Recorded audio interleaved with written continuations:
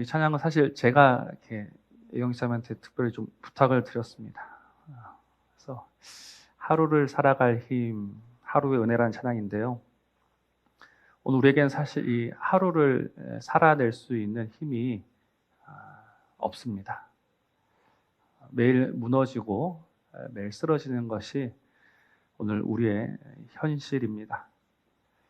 어떻습니까? 지난 한 주 우리가 정말 자신 있게 떳떳하게 나는 말씀 가운데 승리했다라고 여러분 말씀하실 수 있으십니까?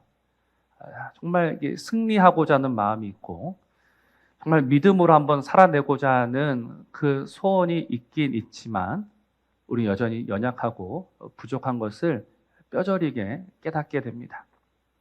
그런데 오늘 말씀을 통해서 한 가지 깨닫게 되는 은혜가 있는데요. 그것이 무엇이냐면 이 연약함이 우리의 결론이 아니다라는 거예요. 하나님께서는 이 연약한 가운데 있는 인생을 불쌍히 여기시고 오늘도 그 은혜와 그 승리와 그 영광으로 차근차근 이끌어가고 계신다라는 것을 오늘 말씀을 통해서 확인하게 됩니다. 지금 아브라함이 이 갈대아 우르에서 이제 나왔습니다. 하나님이 보여주시는 그 땅으로 가야 합니다. 근데 한번 생각해 보십시오. 아브라함이 갈대아 우르에서 나오는 것이 과연 쉬운 일이었을까? 그의 고향과 친척과 아버지의 집을 떠나서 살아가는 것이 쉬운 일이었을까? 결코 그렇지 않다는 겁니다.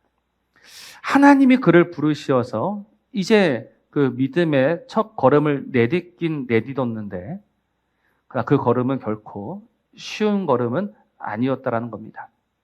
그래서 우리가 지난주에 보았죠. 하나님이 분명 고향도 버리고 친척도 버리고 아버지의 집을 다 버리라 했지만 아브라함이 그 갈대아 우르에 나오면서 누구와 함께 나왔습니까? 아버지도 함께 나왔고 조카도 함께 나왔습니다. 그래서 제가 이것을 뭐라고 말씀을 드렸냐면 이게 우리의 믿음 없습니다라고 지난주에 말씀을 드렸습니다. 근데 엄밀히 이야기하면 이건 믿음이 없는 것이 아니라 믿음이 연약하고 믿음이 작은 거죠. 믿음이 없을 것 같으면 아예 우르에서 나오지 않았을 겁니다. 그러나 하나님이 주신 믿음이 있고 그 믿음의 분량을 가지고 일단 출발을 한 거예요. 그런데 그 믿음의 연약함 때문에 누가 함께 했다? 데라도 함께 했고 롯도 함께 했다는 겁니다. 그래서 이거는 정말 아직은 어린 믿음이고 연약한 믿음이고 오늘 우리의 믿음인 것 같아요. 근데 하나님은 이 믿음을 책망하거나 나무라지 않으십니다. 오히려 하나님은 그 우리의 그 믿음 없음을, 믿음의 연약함을 긍휼히 여겨주십니다. 그래서 오늘 제가 이 말씀을 묵상하면서 첫 번째 내린 결론은 무엇이냐면 정말 이 믿음의 첫 걸음, 믿음의 첫 발은 무엇인가? 바로 내가 할 수 있는 것을 하는 것이다.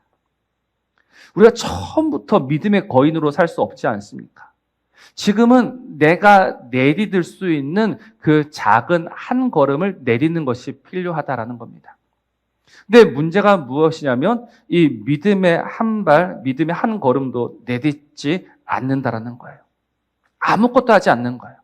아무것도 하지 않으니까 아무 일도 일어나지 않는 겁니다.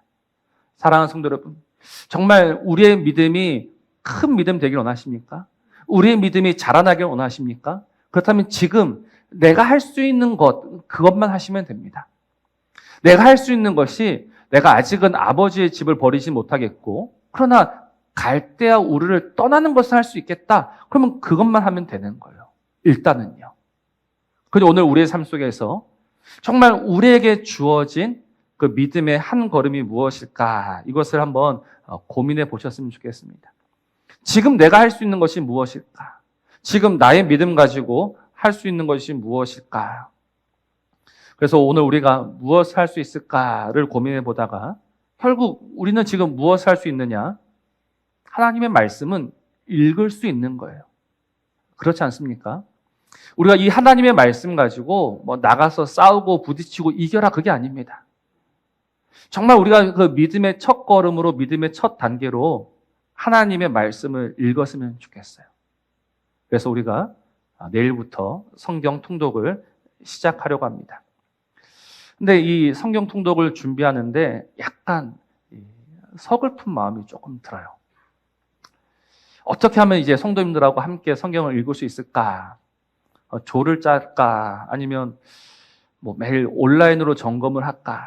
또 이 111번 다 읽으면 또 어떤 선물을 드릴까? 이거를 막 고민하고 있었습니다. 근데 갑자기 왜 서글픈 마음이 들었을까요? 우리가 하나님의 말씀을 읽는데 그러니까 이런 거예요. 하나님께서 우리에게 말씀을 주셨어요. 우리는 말씀을 받았어요. 귀한 거죠. 정말로 값진 것이죠. 근데 지금 어떤 마음이 드냐면 내가 성경을 한 번쯤 읽어줄게 라는 마음이 드는 거예요.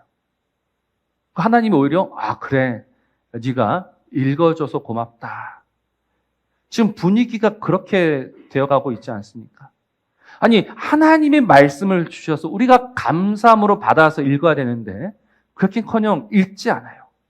읽지 않으면서 겨우 이런 기회에 한 번쯤 하나님, 그래 이번엔 제가 한번 읽어드릴게요.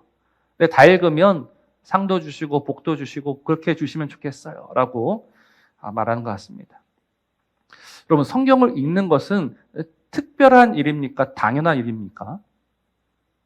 성경 읽는 건 특별한 일이에요? 당연한 일이에요? 너무나도 당연한 일이에요. 사실 성경을 읽어서 상을 받는다, 이거는요 웃긴 일입니다.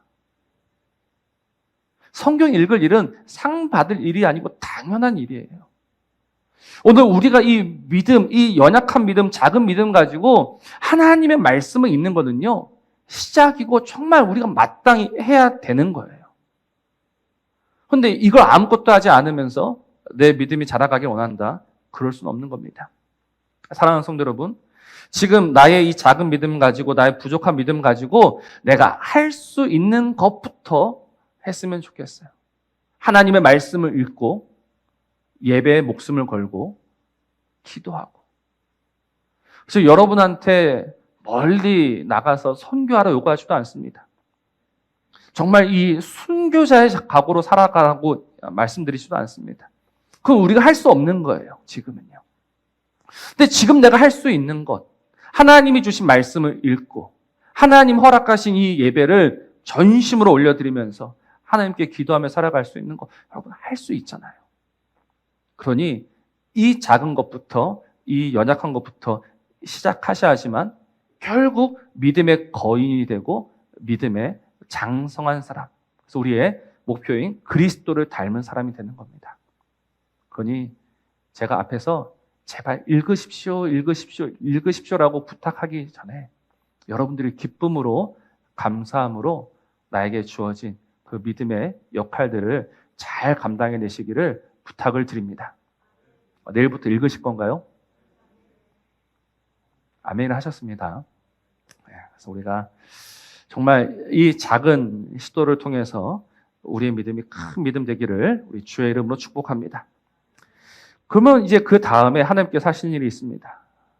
우리가 이 믿음의 작은 걸음을 내딛었을 때 이제 그때부터 하나님께서는 역사하기 시작하시는 거예요. 오늘 이 창세기 12장에서 하나님은 아브라함을 하란에서 다시 부르고 계십니다. 갈대아 우르에서 부르셨고 지금 창세기 12장의 배경은 하란입니다. 우리 지도를 한번 보실게요. 여러분들이 한번 지도를 보시는 게 도움이 될 것 같은데, 저 빨간색 네모가 되어 있는 곳이 우르고요, 파란색이 하란입니다. 저 초록색 네모가 목적지입니다. 그래서 그 가운데는 광야가 있어서 길이 어쩔 수 없이 저 하란을 거쳤다가 가나안으로 가게 되어 있습니다. 근데 문제는 무엇이냐면 이제 우르에서 출발했다가 저기 저 하란에 멈추고 말았다라는 겁니다. 됐습니다. 그럼 이제 하나님께서는 이 하란에서 다시 그를 부르셨습니다. 그러면 이제 그 하란에서 정리할 것은 무엇입니까? 그의 아버지 데라가 되는 겁니다. 여기서 우리가 잠시 정리하고 넘어가야 될 게 있는데요. 지금 그 데라가 아브라함을 70세에 낳았다라고 성경은 일단 되어 있습니다. 그리고 그 그 아브라함이 하란을 떠날 때 몇 세라고 했습니까? 75세라고 되어 있어요. 그럼 75세니까 그때 데라의 나이는 몇 살이 됩니까? 70에 나왔으니까 75세 되는 아브라함을 떠날 때 데라는 몇 살입니까? 145세가 돼요. 근데 데라는 몇 살에 죽었다라고 성경에 기록되어 있죠? 205세. 그래서 이것만 놓고 보면 아브라함은 살아있을 때 떠난 게 돼요. 근데 하나 유일하게 걸린 게 뭐냐면 사도행전 7장입니다. 사도행전 7장 4절 말씀을 보면 그 스데반 집사가 뭐라 했냐면 그의 아버지가 죽음에 하나님이 아브라함을 옮기셨다라고 나와요. 그러니까 그의 아버지가 죽은 나이를 205세라고 되어 있으니까 지금 다 뒤죽박죽이 되는 겁니다. 만약에 이 데라가 205세에 죽었을 때 75세인 아브라함이 떠났다면 데라가 몇 살에 아브라함을 낳은 게 되죠? 130이 되는 겁니다. 그러니까 130세에 아브라함을 낳아서 아브라함이 75세가 되었을 때 데라는 죽었고 아브라함은 출발했다라고 되는 거죠. 그래서 이 스데반의 그의 아버지가 죽음에 하나님이 그 아브라함을 옮기셨다는 이 구절 때문에 지금 이 창세기 12장이 좀 많은 논란이 되고 있습니다. 도대체 아브라함이 몇 살에 떠난 것이냐. 근데 이거는 어떻게 정리를 해야 되냐면 이 그의 아버지가 죽음에라는 이 표현을 단지 이 육신의 죽음으로만 보는 것이 아니라 그 데라가 결국은 다른 신들을 섬기는, 그래서 또다시 그 죄와 사망과 저주 아래에 들어갔다라고 보아야 됩니다. 왜냐하면 여호수아 24장 말씀을 보면 여호수아가 데라를 가리켜서 무엇이라고 하냐면 저 강 건너편에서 다른 신들을 섬겼다라고 하거든요. 그러니까 그 다른 신들을 섬기는 데라를 아브라함은 버리고 떠났던 겁니다. 그러니 그 데라가 살아있을 때, 데라가 145세일 때 아브라함이 떠난 것이 더 적절한 해석인 것 같습니다. 그래서 제가 봤을 때 왜 창세기에서 굳이 이 나이를 다 밝히고 있는가? 왜 데라가 205세에 죽었고 왜 아브라함은 75세에 떠났다라는 이 나이가 기록되어 있는가? 바로 이 데라가 살아있을 때 아브라함이 그를 떠났다라는 것을 보여주고 있는 겁니다. 그러니 지금 아브라함은 어떤 과정에 있습니까? 믿음이 자라가고 있는 과정에 있는 거예요. 처음에는 그 갈대아 우르만 떠나던 그 믿음이 이제는 어떤 믿음이 되고 있느냐? 그 아버지를 떠나는 믿음까지 자라고 있는 겁니다. 그래서 점점 그는 할 수 있는 일만 하던 그 믿음에서 할 수 없는 일을 하는 그 믿음으로 자라가고 있는 거예요. 어떻게 할 수 없는 일을 하는 믿음으로 그 아브라함이 자라가게 되었을까? 그 이유가 무엇이라고 생각하십니까? 결론은 이겁니다. 말씀이 아브라함을 사로잡고 있었기 때문에 그런 거예요. 말씀이 아브라함을 붙들고 있었던 겁니다. 여러분 이거를 굉장히 오해를 많이 하시는데 우리가 말씀을 붙들고 있는 것이 아니라 말씀이 아브라함을 붙들고 있었다라는 것을 여러분들은 꼭 기억하셔야 합니다. 여러분 아브라함은요 아마 고민이 많았을 겁니다. 망설임이 있었을 겁니다. 그 하란에서 어떻게 살아야 할 것인가? 다시 우르로 돌아가야 하는 것 아닌가라는 그런 마음이 들었을 수도 있어요. 왜냐하면 여러분 사람은요 본능적으로 이 고향을 찾게 되어 있습니다. 여러분들도 고향이 다 있지 않습니까? 고향은요 언제나 우리의 마음 한구석에 자리 잡고 있습니다. 저도 이게 어릴 때는 마산에서 태어났지만 이 유아 시절은 인천에서 좀 자랐습니다. 그래서 제가 초등학교 2학년 때까지 인천 주안에서 살았거든요. 지금도 그 인천에 있는 그 주안이 참 그리워요. 벌써 떠난 지 약 40년이 다 돼갑니다. 그래도 눈만 감으면요, 그때 그 장면이 떠오르고요, 그립고 그런 생각이 들어요. 그러니까 고향은 언제나 우리 마음의 안식처 같은 곳이에요. 그러니 그 갈대아 우르를 떠났던 아브라함이 다시 우르로 떠나가고 싶었던 그 마음이 얼마든지 일어날 수 있었던 겁니다. 그때 하나님이 무엇이라고 하십니까? 오늘 12장 1절이죠. 우리 12장 1절을 우리 같이 한번 읽어볼까요? 시작. 여호와께서 아브라함에게 이르시되 너는 너의 고향과 친척과 아버지의 집을 떠나 내가 내게 보여줄 땅으로 가라 라고 했습니다. 여러분, 이 1절에서 제일 강조되는 표현이 뭔지 아십니까? 쭉 보시면 너는 너의 고향과 친척과 아버지의 집을 떠나 내가 내게 보여줄 땅으로 가라. 이 1절에서 무려 5번이나 반복되는 구절이 있어요. 우리말 성경에는 잘 번역이 안 되는데요.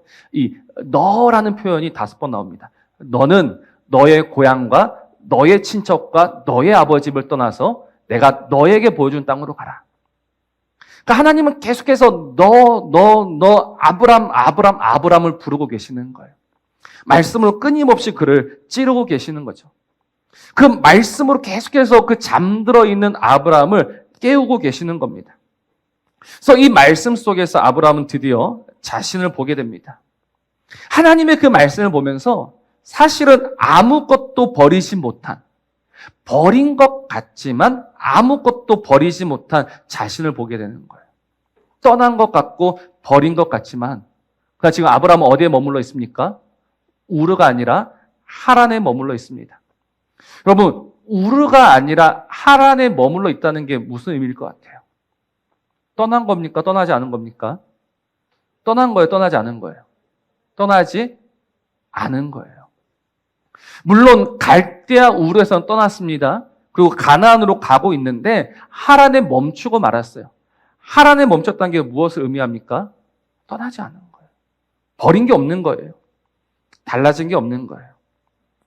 저는 이 달라진 게 없고 아무것도 변한 것이 없는 그 모습을 보면서 오늘 우리의 모습을 보게 됩니다. 여러분, 오늘 우리를 한번 보십시오. 내가 하나님을 믿고 있습니다. 내가 하나님을 믿고 있는데 달라진 게 뭐가 있습니까? 변한 게 뭐가 있습니까? 제가 이제 섬기던 교회에 독실한 이 불교 신자 한 분이 오셨어요. 근데 불교 신자 그분이 교회 오셔가지고 좀 어색해할 줄 아셨는데 전혀 어색해하지 않는 거예요. 똑같다라는 거예요. 여러분, 우리는 이제 찬송가를 부르죠. 불교는 뭘 부릅니까? 찬불가를 불러요. 우리는 설교라고 하고 거기는 뭐라고 합니까? 설법이라고 하죠. 우리는 헌금을 하는데 그들은 무엇 합니까? 시주를 하는 거예요. 똑같은 거예요. 그래서 저는 그분이 교회 오셔가지고 어색할까봐 좀 신경 쓰고 좀 챙겨드렸는데, 목사님, 다른 게 하나도 없어요 라고 하는 거예요.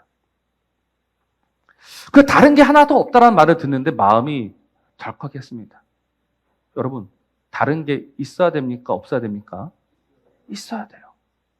그럼 도대체 뭐가 달라야 될까요? 무엇이 달라져야 될까요? 앞서 말씀드린 부분이 있죠. 내가 말씀을 붙들고 있는 것이 아니라 오늘 우리의 그 다름은 무엇이냐면 하나님의 말씀이 나를 붙들어가고 있는 것. 이게 다른 겁니다. 내가 열심히 연구하고 노력해서 그 말씀을 딱 붙잡아야지가 아니라 그 하나님의 살아있는 능력의 말씀이 오늘도 우리를 붙잡아서 우리를 이끌어가고 있는 거예요. 그게 다른 겁니다. 그게 오늘 우리가 특별한 점입니다. 그래서 그 말씀이 우리를 결국은 이끌어가고 있는 거예요. 그래서 오늘 4절을 보십시오. 4절 보면 뭐라고 합니까? 이 아브라함이 여호와의 말씀을 따라갔다라고 합니다. 하나님의 말씀이 그를 붙들고 있을 때 아브라함은 그 말씀에 끌려가게 되는 거예요. 그래서 그 말씀이 하란에서 죽어가던 아브라함을 흔들어 깨워 다시 한번 그 약속의 땅으로, 그 은혜의 땅으로 그를 이끌어가기를 시작을 했다라는 거예요. 그러니 이 믿음의 시작, 믿음의 주는 누구십니까? 하나님이십니다. 이게 너무나도 다른 거예요. 믿음의 주요 온전케 하시는 그분이 누구냐? 내가 하는 것이 아니라 그분이 하시는 거예요. 아브라함이 하는 것이 아니라 하나님이 하시는 겁니다. 내가 하는 것이 아니라 언제나 하나님이 하시는 거예요. 그래서 내가 가고 싶다라고 해서 가는 것도 아니요, 가기 싫다라고 해서 안 가는 것도 아닙니다. 하나님의 말씀이 강권적으로 나를 붙들어서 하나님의 자리로 옮겨가고 있는 거예요. 그러니 이 믿음이 자라고 자라가면 결국 무엇만 남게 되는가? 하나님의 뜻만이 남게 되는 겁니다. 그래서 어느덧 내가 서 있는 이 자리를 보면서 이 자리는 하나님의 인도였으며 하나님의 섭리였으며 하나님의 은혜였음을 깨닫고 기뻐하면서 감사하면서 오늘 이 하루를 살아내는 것, 그게 바로 믿음 중에 믿음이다라는 겁니다. 사랑하는 성도 여러분, 오늘 지금 이 자리에까지 내가 원해서 온 것입니까? 내가 선택해서 내가 결정해서 온 것입니까? 그렇게 보이지만 그러나 결국은 하나님이 인도하셨고 하나님이 부르셨고 하나님이 우리를 이 자리에 세우신 줄로 믿습니다. 그래서 그 모든 과정들을 통해서 결국 무엇만이 남게 되느냐? 하나님의 뜻만이 남게 되는 거예요. 그래서 그 하나님의 뜻이 이루어지는 것이 기쁨이고 그 하나님의 나라가 세워지는 것이 오늘 우리의 소망이 되고 영광이 되는 겁니다. 그게 믿음이다라는 거예요. 내 나라와 내 육신과 내 만족이, 내 기쁨이 점점 커져가는 것이 그 믿음의 결과가 아니라 우리 믿음의 결과는 무엇이냐? 결국 하나님의 뜻이 이루어지는 것. 그래서 그것이면 족한 줄로 알고 그것이면 우리의 기쁨이 되는 거예요.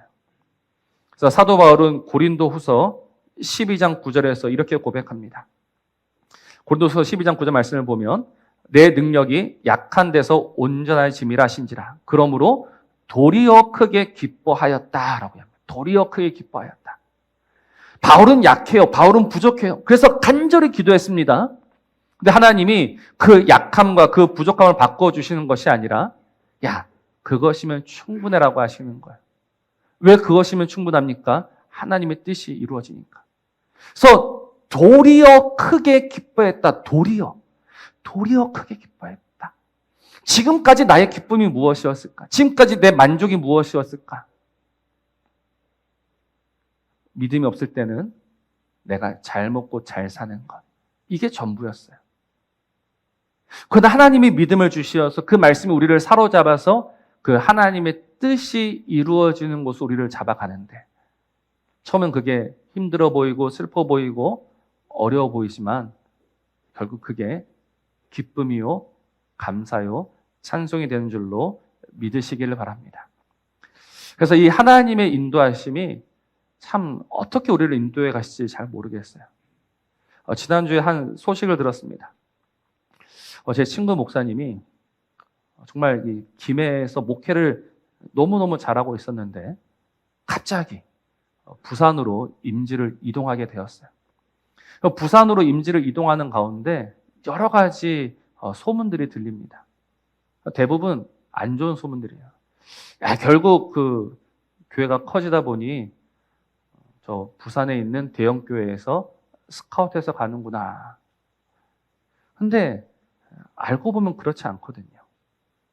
알고 보면 정말 더 큰 꿈을 쫓아서 가는 것이 아니라 정말 가기 싫은데 가는 거예요. 이 이야기 제가 왜 드리냐면 저도 한번 생각해 봤습니다. 하나님이 저를 이곳에 보내셨고 또 하나님의 인도하심을 따라서 지금 차근차근 교회는 안정적으로 자라가고 있습니다. 근데 갑자기 하나님이 저한테 다른 데로 가라 라고 하신다면 아멘 하고 갈 수 있을까? 물론 그 가는 곳이 큰 교회든 작은 교회든 어떤 교회든 상관없이 정말 하나님의 이끄심 따라서 나는 모든 것을 버려두고 갈 수 있을까? 두려운 거예요. 사람은 늘 안정적인 자리를 원합니다. 그래서 그냥 이 자리가 좋습니다라고 여기에 머물러 있고 싶어요. 근데 하나님의 말씀이 우리를 내버려 두지 않는다라는 사실입니다. 하나님의 말씀은 우리의 생각과 우리의 뜻과는 전혀 다른 곳으로 우리를 이끌어가요. 왜냐하면 결국 하나님의 뜻을 이루시기 위함입니다. 그 하나님의 뜻이 무엇입니까?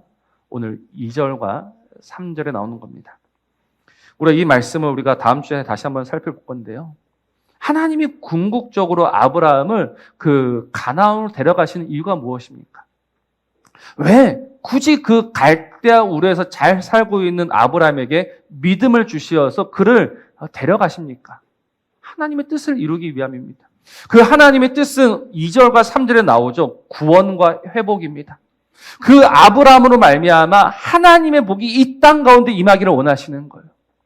그래서 그 아브라함이 원치 않지만 하나님은 강권적으로 그를 데려가 그 믿음의 조상으로 세워내고 계시는 거죠. 오늘 우리의 삶도 마찬가지입니다. 오늘 우리는 우리 뜻대로, 우리 마음대로, 우리 생각대로 살지 않습니다. 우리는 하나님의 손에 붙들려 살아가는 사람들입니다. 하나님의 말씀에 사로잡혀 살아가는 사람들입니다.